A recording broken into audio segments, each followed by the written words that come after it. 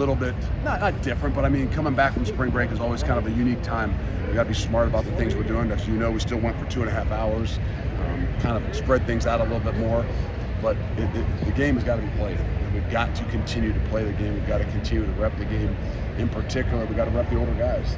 And a lot of ideas going into spring football. Everybody's like, is spring going to change based on the roster sizes and things like that? And to be quite honest with you, for us, we need a lot of reps with the ones, whether it's new offense, in the schemes of things we're doing, and then defensively being able to see it. And there's probably 15 new guys playing defensively. So there's still a lot for those guys to do. So a lot of our reps are one reps, but as you see, there's probably about 18 guys playing with the ones on both sides of the ball, maybe even more, maybe 20. So that gives us the opportunity to keep the ones out there because the quarterback and those things need it, but maybe not to have Riley Mullman on all those plays or Jake Renfro and all those plays because they played a lot of football. So the balance is more about, hey, how do we continue to develop the ones, but maybe those 18 to 20 guys that we look like are ones at the end of spring. What do you like about Jameer Latimer when you recruited him, and maybe some of the versatility as a cornerback to the Well, actually today I think we just moved him into nickel, so he had some more opportunities to be a little bit closer to football, and I think that was the thing we noticed. A very competitive guy that's played the game and played it at a pretty good level. And in some ways, he was a guy that was, I don't say he was dying to be here. Obviously, we had to recruit him, but I mean, he came from his bowl game straight here. And in my eyes, that's something that, like, this guy's not messing around. He's got some of the intensity and some of the things, the humble and hungry that I thought we were looking for. So I think we're fortunate to have him and be able to get him, and I think we're going to see a lot more of him. What are you looking for physically in that spot? I think it's still developmental, right? I mean, like, there's some guys that can play the different spot. It's, we can substitute in some situational stuff too, but I think it's a guy that's got a little bit more balance. I mean, I've had it in the past where our nickel was a corner and our nickel was a cover guy, and he was not in the mix a whole lot. I don't know that that's what we want. We want a guy that's got a little bit more versatility. There's a guy that we can put into blitzes, there's a guy we can put into some run fit situations, but also a guy that can play in space and cover. So I think that we're still trying to continue to find out what's the best fit there. We've got an opportunity, to move some guys around. Rico's going to play some in there as well. He's a guy that more so probably on some third down packages and some dime packages and things like that, to be able to move him in and play a little bit closer to the ball and put some challenges on him as well. So he's going to be a guy you'll see a lot more of, I think, through the second half of spring football there too. Some say Oregon seemed to play with noticeable violence about them. Not to knock maybe some of the other defensive line units you've had, but is that something you've been missing? Well, the emphasis was get bigger and get more physical. And if you look across the Big Ten, I would say that was our biggest issue last year. It's just the size of us up front, our ability to play physical, and obviously towards the end of the year in particular, just with the numbers and the depth. And there's two guys that are 300-pounders, one probably 315, the other one's about 300, that's played a lot of football. They're grown men and understand, I think, a little bit more of what it is, the expectation, what we need. And for us, it's still about being able to have 5 or so of those guys inside there. And if you look at us, maybe we had one guy, maybe not one guy that was 300 pounds last year, and I think we've got at least 5 right now, just playing on the interior. Luke, Ethan Russo joined your staff as Director of Player Personnel. What was it about him and his kind of experience that you think is a good fit for you guys? And what do you kind of see that role being with the GM now and a little bit of difference? I think it's still developmental. We're trying to figure all that stuff out and how all those guys fit together. The most important thing is, whether it's a title or not, it's guys that, look, let's figure out what guys' strong suits are, and then let's make sure we get them into those lanes. We all know we have to recruit. Every guy out here has to recruit. Whether you're the player out here that we ask you to recruit, whether you're a coach, you're an intern, you're a GA, everybody has to recruit. And so that's just a small part of what it is that we do. And I think in his role in particular, it'll be a little bit more focused on our team, evaluating our team on a consistent basis, seeing where, how guys are developing and then projecting out 2 and 3 years to make sure we're kind of checks and balances across the board. But most importantly, I think some of the areas and the places he's been, being at Utah and Utah State, some of those are probably a lot more the type of guys we're going to win with here, and recognizing those things and the traits and obviously being able to be a part of something bigger than himself. In your experience, do you see true freshmen make jumps like after the first 4 into the 5, especially when you have spring break? Because we saw a couple guys make plays today. They did. That's interesting, because sometimes those are the guys that you worry most about as they come back after 4 days. what did they actually remember, or more so what did they forget. But I think that that there's some maturity in this group, and that's what we want to be able to challenge. They're going to get enough reps. They're going to get reps. They're not just going to get 3 reps. You're seeing those guys in there with the 2s, which is a challenge. It's one thing to go in there with the 3s and there's 4 calls. It's another thing to say, hey, we're putting you in there, you're going to run with the 2s, and you've got the whole bank of what we're calling. These guys around you that have played a lot of football and they have an expectation for you. So, again, they made some plays today, which was great to see. I think for me more so that they came out here with the right attitude.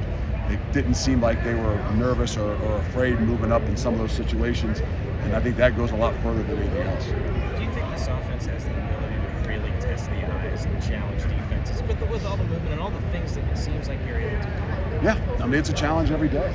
It's a challenge every day for us defensively. Every offense, there's challenges that are different, right? I mean, some play in space like we've done a little bit more of. Some do tempo, which everybody has a part of.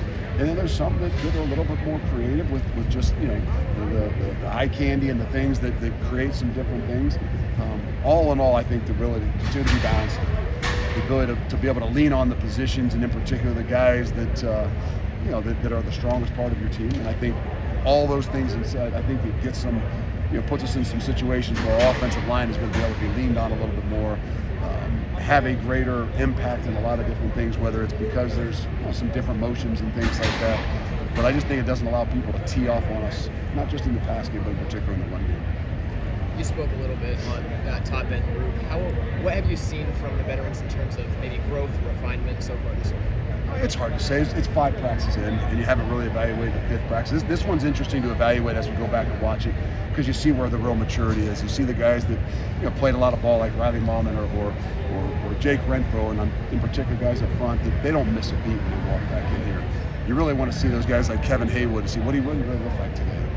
There's a young guy that we're expecting to be able to play for us, and what did he do in those 8 days, 9 days that he was out? Did he think about some football so to be able to come back out here and be able to perform? Because that happens week to week, right? That's what the season is like. Not that you have 7 days off, but you got to clear your mind from whatever happened on that Saturday and walk in there on a Sunday and be able to go to the next game. And so a lot of that evaluation is just, hey, we're not saying where we are just yet. There's a lot of guys that have done a lot of things that are continuing to grow, but in particular, looking at those guys to say, who are the guys we're going to be counting on, and how did they handle those last 8 days, 9 days, and can they come back out here and play at a level that we expect them to play at? Look, when you look at the running backs, you guys didn't bring anybody in the transfer portal yet. I know there's time still, but didn't bring in a recruit. Just, do you think that group kind of realizes, like, hey, it's kind of on us to step up and take over some of those lead spots? Yeah, it was one of those positions where, a guy like Ty Weed from last year did an incredible job. And,